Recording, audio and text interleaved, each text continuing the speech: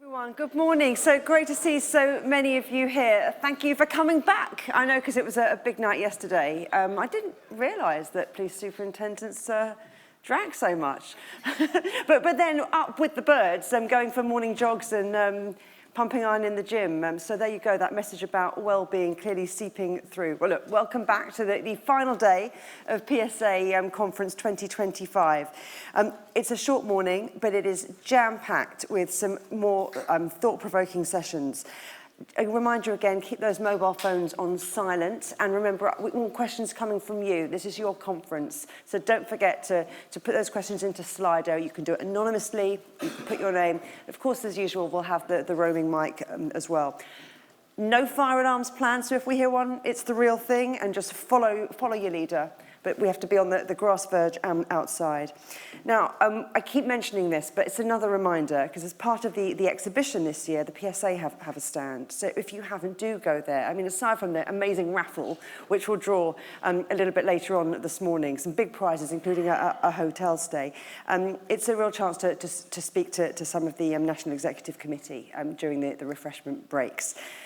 And I mentioned this yesterday, it's National Inclusion Week, and that's why we also have today on that stand Superintendent Ed Hayward-Noble, the inclusion lead for LGBTQ plus members, and also Lee Broadstock, the co-chair of the National Police LGBTQ plus network. As we mentioned yesterday, they both work across the service with your colleagues to understand all of the matters that affect LGBTQ plus colleagues as well as communities. And they give this advice, there's support on a whole load of issues, including understanding all of the recent changes to transgender searching and also the implications of the national discussion that's been had on police attendance at Pride events. Right, before we start presentations today, I just wanted to talk about the Police Memorial Trust a little bit. I mean, some of you might have already spoken to Michael, whose stand is at the back of the room before you head out into the main exhibition areas to hear a little bit about what they do. And you might be aware that there's this physical memorial at the National Memorial Arboretum in Staffordshire. But the Trust has expanded its mission to create virtual commemorating tributes. It's all part of embracing innovation, digital innovation, and education. So what they've got online, this is actually a project which I'm giving a little sneak peek at because it's not quite live yet. It's a work in progress, but it's a really wonderful tribute. We'll go on this website, you'll go on this app, and you'll find that there will be a list, whenever you do it, of the police officers who've fallen on that particular day in history. And we can do it now, actually. We can have a look now. And on this day, I think we can pull one up. And you can always then find out a little bit about all of them. So there you go, Horace Edward Andrews. He died on this day, on the 17th of September in 1940. He was with the Met, and he was fatally injured by a bomb explosion. So this is, it's a memory, but it's also a bit of an education piece as well. So making sure that those who made that ultimate sacrifice in British policing can be preserved and honoured for years to come. And of course, you'll also be aware that it's 80 years since the end of the Second World War. There's been huge coverage of this all across media, lots of tributes, lots of special programmes and memorials, marking 80 years since VJ Day. And that's why the UK Police Memorial have put together this short video, which I want to play for you now. And this commemorates police officers who perished during that time.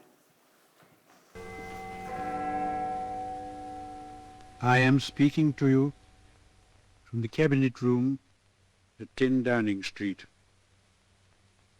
This morning, the British ambassador in Berlin handed the German government a final note stating that unless we heard from them by 11 o'clock, that they were prepared at once to withdraw their troops from Poland, a state of war would exist between us. I have to tell you now that no such undertaking has been received, and that consequently this country is at war with Germany. In the face of danger during the Second World War, police officers across the UK stood not with weapons, but with unwavering resolve, compassion, and a deep sense of duty. Their extraordinary courage and quiet heroism didn't seek the spotlight, but lit the way in our darkest hours. In the context of the Second World War, we would think of the military personnel fighting in various fronts, but you also had the police on the home front, maintaining law, maintaining order. Police officers were regulated, and that's all recorded here in these standing orders. What would have been expected: preventing crime, detecting crime, the protection of life and property. But the Second World War brought different challenges, certainly in terms of the blackout. There was an opportunity for thieves, robbers, muggers. People were taking advantage, certainly in terms of the black market. There was rationing on in terms of fuel, in clothes. We're forcing the carrying of gas masks. Perceived threat of German spies, people going AWOL, people deserting. So over and above the job they did before the war, there was a lot more demand. To support the police, you had the special constables who were volunteers, but they were sworn and attested with all the powers that regular police officers had. You had the wartime reserve. Many of these were retired police officers that sort of came back into the fold. But really a precedent in the Second World War was the formation in 1939 of the Women's Police Auxiliary Corps. From ration points to traffic points may be a far cry, but she's quite at home with either. A real woman doing a real man's job. Also, you had the Police Auxiliary Messenger Service. These were basically young boys who were under 18 years of age, particularly city areas, and the lines of communication, telephone lines were taken out. These very young, brave boys were delivering messages for the police. It's a matter of record that some of them got killed. But the police were there, these men and women. When a lot of people were rightly sort of bunkered down, keep them safe, these people were out there doing their best to save lives. And sadly, many of them paid the ultimate sacrifice. The Blitz starts on the 7th of September 1940 and goes through till May 1941. London was targeted because it was the centre of the UK government, it's the seat of empire, it's the headquarters of the military, of the security services. London also has iconic, important targets. Westminster Abbey, Buckingham Palace. If you can target any of these, that's a really big hit to morale in the UK. While the bombing campaign is going on, you need to keep the Prime Minister and the war going. So they would retreat to the bunkers, Churchill's bunkers, where we are now. The Met were very much on the streets. If there was a bombing of buildings, it was often a police officer who was first on the scene. We have reports of officers digging through rubble with their bare hands to try and reach survivors. We know that the police canteens gave out food, that they arranged for clothing to be given out for people who'd lost everything. They are keeping the city going. And I think it must have been reassuring for Londoners that after their homes had been bombed or maybe they'd been injured, that there was a police officer who was going to be there and help them. The evacuees, the children that were leaving London to get away from the bombing, it was police officers who helped this process. And they're also delivering messages of deaths in military service. I can't imagine how difficult it was to constantly have to do those sort of door knocks to tell people that their loved ones had been killed. All of this while still policing a city in the normal way that you would be policing. The Met has the biggest number of police officers in the country, so it will, by that nature, have more of a loss of life. It's also police staff, not just officers who lose their lives. In November 1940, the Kilburn police station was hit, and it was hit by 3 incendiary bombs, and 14 out of the 18 officers on duty were killed, and the station cleaner. We actually have a note of the event from an eyewitness, PC Don Light, who says that it was like a million coals being flung up into the air, and that men came from all over London to help, but it did no good.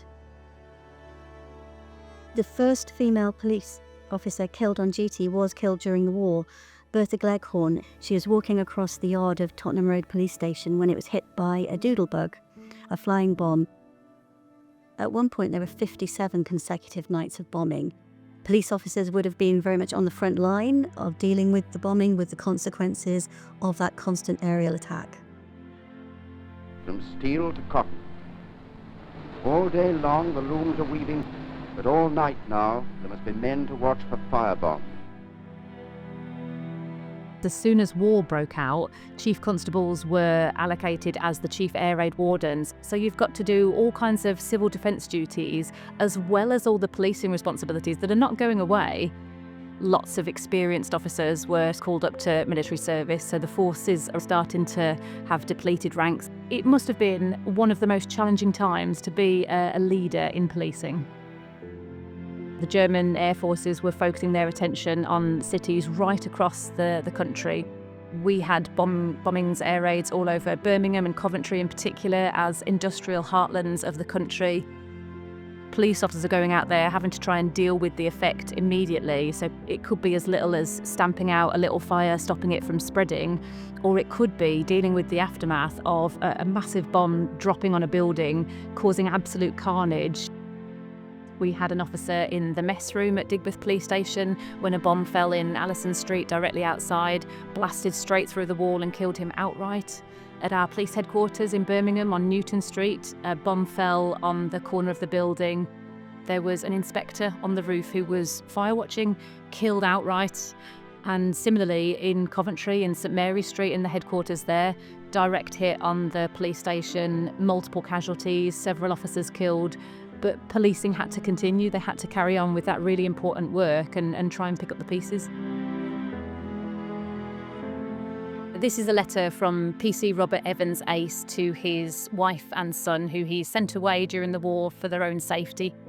Darling beloved and darling Gerald. Gerald's probably about 4 years old at this point. Well, darling, I had some news for you at last. And believe me, it is some news. Last night, Wednesday, is the worst night I have ever spent in my life. Jerry came over at 8 p.m. and finished bombing us at 5 a.m. this morning. I cannot describe what I saw, darling, but I will tell you a little boy about 3.5 years like Gerald was dead. It did give me a shock. I stood there and then thanked God that both of you were out of Birmingham. It isn't only in the town that the police in wartime have extra duties. In the country, large defence areas have increased their responsibilities in all sorts of ways. Whilst you're policing a rural community, you are going to have the different challenges from main towns. You're looking at, say, poaching, black markets. You're looking at people stealing livestock. Everything was rationed, virtually in England. So that became very valuable, especially the county that I used to work in, Surrey. Surrey was a major staging point for a lot of army units. There are police officers that have won bravery awards for confronting armed soldiers who were drunk and breaking the law.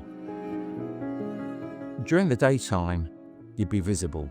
Now, police officers were wearing high-neck tunics then. You'd be dressed all in black.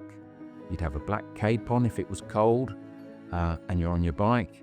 You'd have a black helmet on. So with that, there were risks.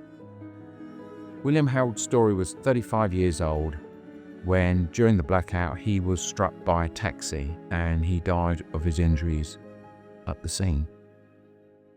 There's no doubt about it, officers that died in the line of duty, their deaths could have been avoided or might not have happened had it been normal peacetime. No police officer goes out on patrol thinking, I'm not going to come back. Every officer goes out there wanting to make a difference. They want to protect the public. They swear an oath to protect life and property. They did their bit to help us all. With over 300 police colleagues killed by enemy action during the Second World War, it's impossible to tell all of their stories, but by remembering just a few, we paid tribute to them all and recognise the extraordinary bravery that they showed in protecting their communities and protecting the freedoms that we enjoy today, and their sacrifices should never be forgotten. The ways in which they lost their life in service of their communities was so varied. It showed the risks that they faced on a daily basis. They died in service of their communities on the home front, and I hope by sharing their stories in this tribute, we can remember again the extraordinary bravery and sacrifice made by policing across the United Kingdom in times of war. We honour their legacy, we recognise their bravery, and we shall never forget them.